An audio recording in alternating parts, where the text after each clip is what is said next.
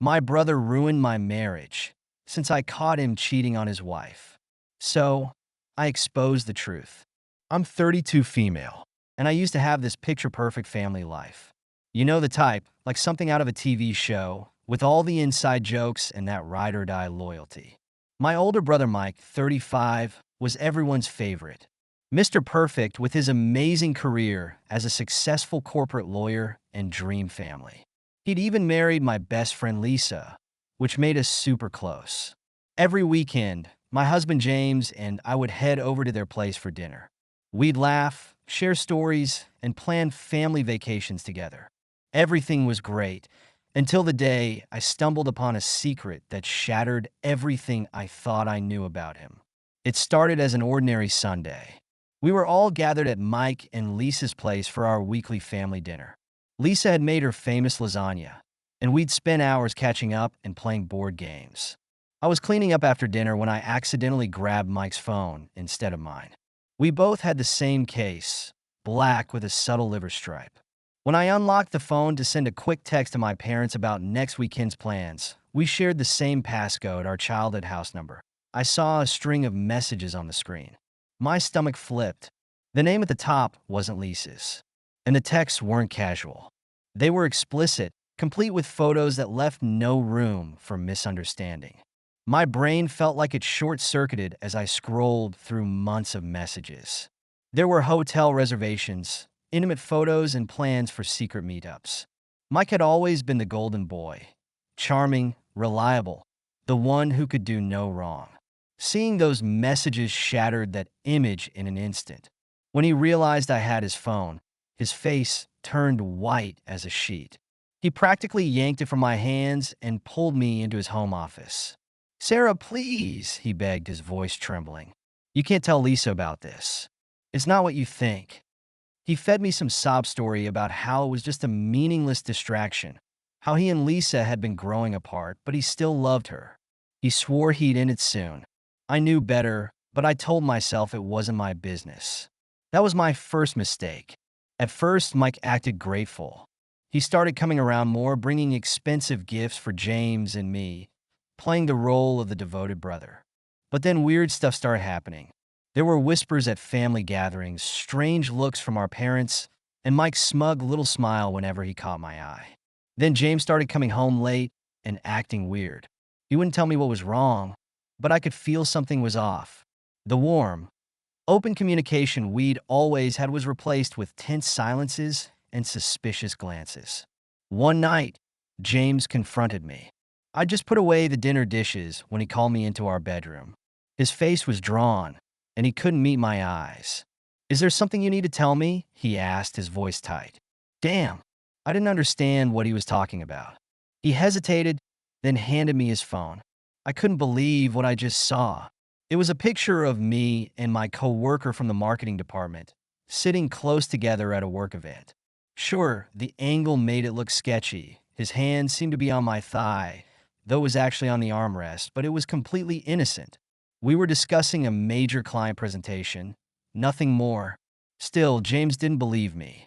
He said Mike had shown him the picture, telling him I'd been acting strange lately, staying late at work, being secretive with my phone. That's when it hit me, of course, it was my brother. He was planting seeds of doubt in my husband's mind to protect his own secret. If I tried to expose him, he could claim I was just trying to deflect from my own infidelity. It didn't stop there. Mike's plan to devastate me was methodical and cruel. He hired 2 private investigators to follow me and take stage photos of me with my coworker. Pictures of us grabbing coffee or laughing at lunch. Normal work stuff twisted to look suspicious. He even managed to get a photo of him helping me into my car when I twisted my ankle at work, making it look like an intimate moment rather than an injured coworker getting help. The whispers grew louder. Soon even my parents started treating me differently. My mother, who had always been my biggest supporter, started making pointed comments at family gatherings. "You know, marriage is about trust. You need to be honest with your husband." My father would barely look at me. Every word felt like a dagger. I was losing my family, my husband, my reputation, all because of Mike's manipulation. Mike didn't stop. He started manipulating beyond family. He sent pictures of me and my coworker to our relatives, my friends. Of course, taking a glance at those pictures, everyone would believe that I had an extramarital relation with my coworker. My reputation was totally destroyed by Mike's lies. My friends started pulling me out. They even blocked my number. By Mike's fabrication, my marriage was hanging by a thread.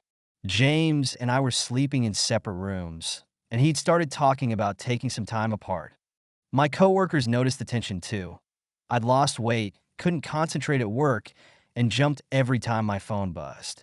The worst part was seeing Lisa at family events, completely unaware that her husband was not only cheating on her, but also systematically destroying his sister's life to cover it up. Finally, I'd had enough. The only way to save my marriage was to expose Mike's secret.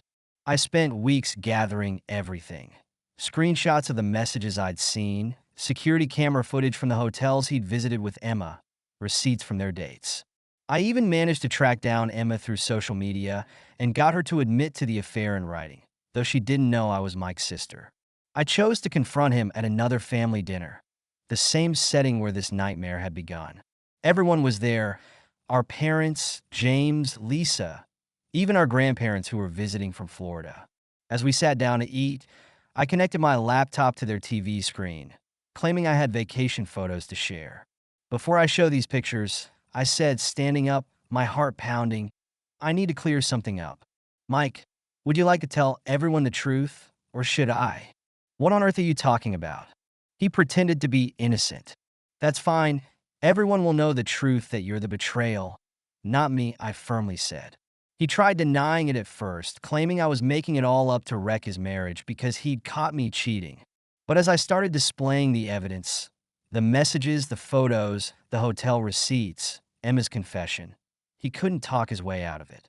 The room erupted into chaos. Our mother started crying. Our father looked like he might have a heart attack. And Lisa, God, Lisa's face as she saw those messages. I'll never forget it. She started to burst into tears. The aftermath was brutal. Lisa filed for divorce within a week, taking their 2 kids to stay with her parents. Mike was kicked out of their house and moved into a sad little apartment across town.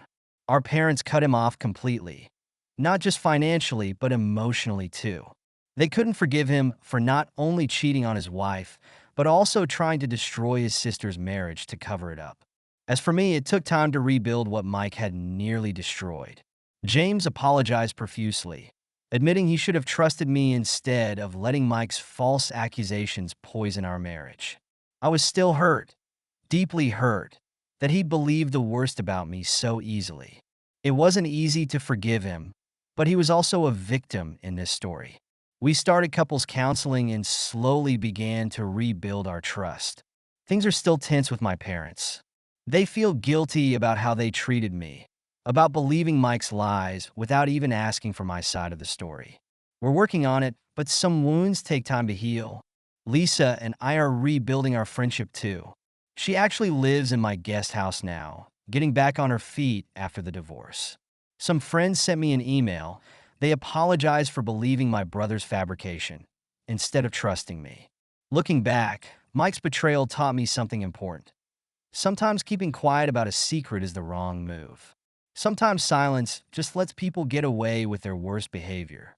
Speaking up wasn't just about saving myself. It was about standing up for what's right, no matter how messy things got. Last I heard, Mike was still seeing Emma. They got an apartment together on the other side of town.